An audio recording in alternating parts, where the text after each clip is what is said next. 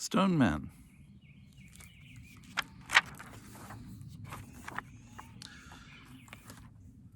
There once was a peddler named Isaac. He was a poor peddler with nothing but a cart to his name. There had been a time when Isaac owned a mule, but that was a long time ago. The mule died of old age, and Isaac was too poor to buy a new one. So he took to pushing his own cart over the miles and miles, from one isolated village to another. From Klavatno to Presno, from Freiburg to Slavitsky, from Hulich to Korolovka. Isaac slowly and steadily pushed his cart.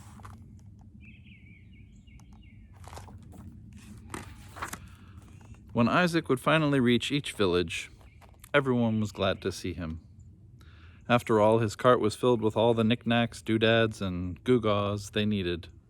Laces and linens, pots and pans, nails and buttons, old shoes, new underwear, you name it, Isaac had it. "Got any beeswax, Isaac?" asked Benny the baker. "How about a corkscrew, Isaac?"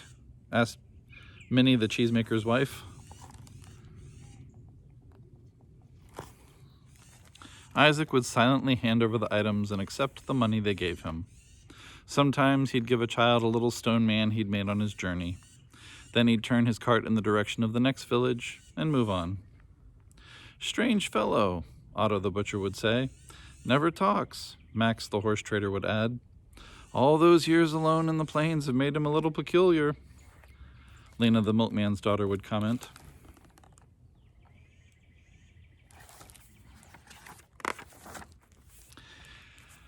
Maybe Isaac was a little peculiar. Over the years, he spent less and less time with people and more time trekking across the distances from village to village. And always, as soon as he left a village, as soon as he could no longer see a house or person or farm or animal, Isaac would stop his cart. He would start looking for stones, large ones, small ones. He'd pile them up. He might add a branch or two. He might add an old rag from his cart, and presto, a man made of stone.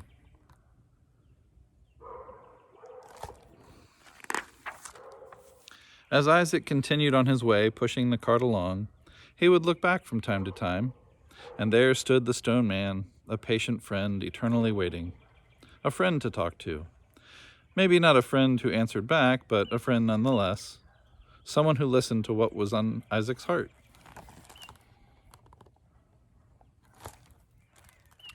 And as Isaac continued on, and the distance between them grew, it became harder and harder to see his friend until he could see him no more. Then Isaac would stop and gather some stones. He'd pile one on top of the other. He'd maybe add some tumbleweed, perhaps an old hat from the cart, and presto, another stone man to talk to for miles to come. And so on. From stone man to stone man, that's how Isaac made his way from one village to the next.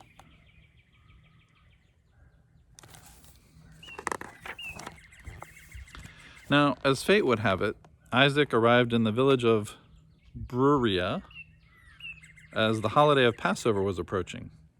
"I need a large pot, Isaac," Esther the rabbi's wife said.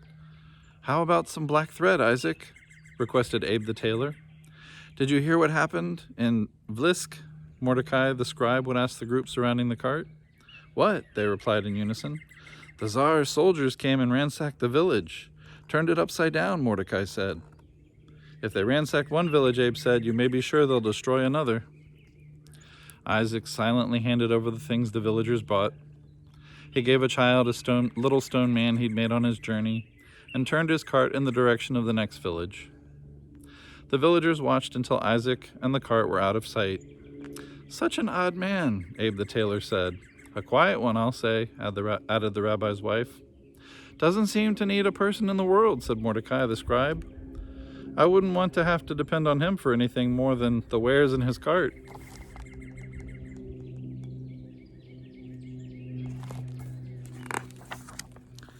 Isaac walked on his way. He built a stone man and continued walking. After a while, he built another. On he traveled. The sun set at the edge of the plain, and darkness gathered around him. Isaac was about to unload the bedroll from his cart for a good night's rest when he saw a flickering light up ahead. He listened, and he could hear voices. Isaac left the cart and went closer to have a look.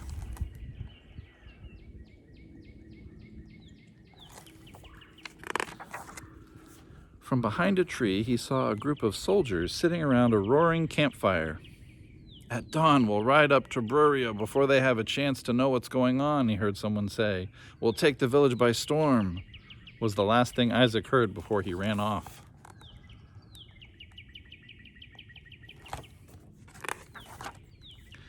Only the light of the moon lit Isaac's path. Past the cart he flew, past the stone men he had built earlier that same day. When Isaac finally arrived in Bruria, not a light was shining in any window. Not a soul was awake. It was only a few days before Passover, and everyone in the village was exhausted from cleaning, cooking, fixing, mending, putting away winter clothes, and taking out holiday dishes. Isaac ran to the first door he saw and knocked. No one answered. He ran to the next door. There wasn't a sound to be heard. No time to waste, Isaac thought, and he ran on.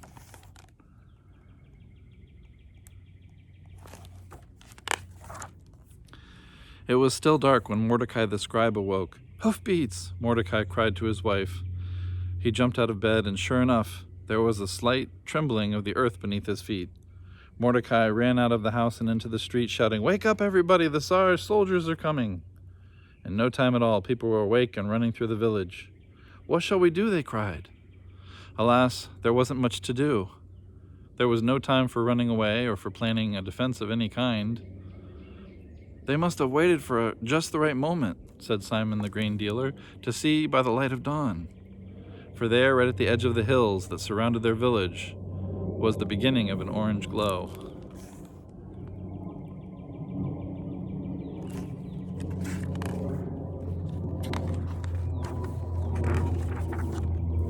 The hoofbeats were getting louder, and the villagers could just make out in the glowing light the movement of mounted soldiers coming toward them. "Nothing can save this village now," cried the cobbler's daughter. "What we need," said the rabbi, "is a miracle." Just then, there was a faint sweep of morning light, and the sun peeked over the hills.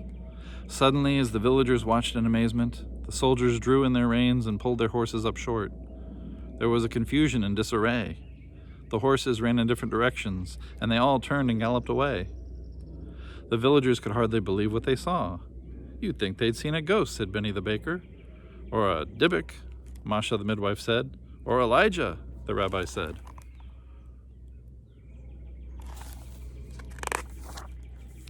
"Look," shouted Abe the tailor, and everyone followed his pointing finger. There on the ridge of the hills, around them stood a row of stone men. In the dim light, it looked as if there were an army defending the little village.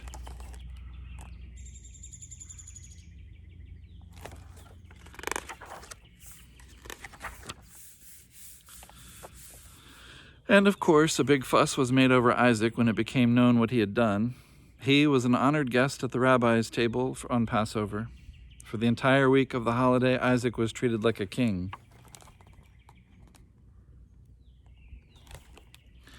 But then the holiday was over, and although Oscar the merchant and Abe the tailor tried to talk him into staying in Bruria forever, Isaac got his cart, nodded his head goodbye, and pointed the cart in the direction of the next village. He walked on his way.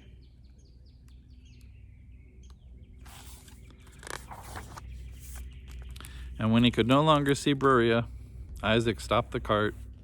He found some stones, large ones and small ones. He piled them up. He added a moth-eaten glove from his cart, and presto, a stone man. Then Isaac traveled on, talking to his friend, until he couldn't see him anymore.